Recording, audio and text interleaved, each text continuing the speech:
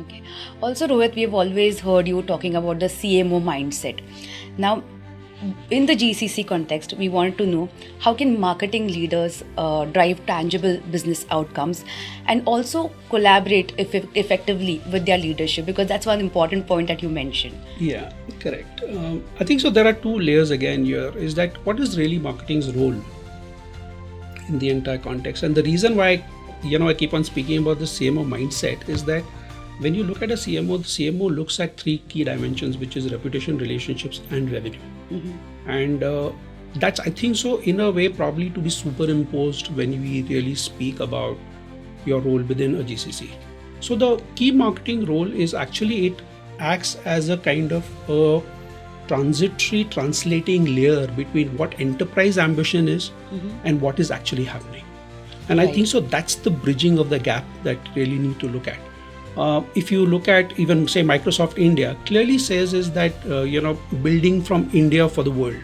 Yes. And I think so that's one key area which is coming in again from an accountability standpoint, because marketing is always has to be accountable. Yes. So if you look at certain aspects in terms of, okay, let's take one dimension. For example, there has been a kind of a GCC evolution where we have to look at aspects of visibility, validation, and also the value that we continue to attach.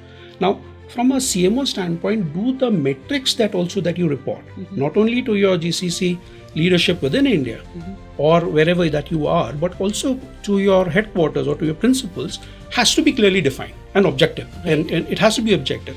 So in a way, how can you quantify? For example, let's take for a kind of a fairly higher on the maturity curve kind of a GCC, there are metrics like, what is the kind of net retention rate that you're looking at? What is the net promoter score with the headquarters or the LOBs or the functions that you're really operating with? Right. The third aspect is to look at innovation adoption with the principal companies.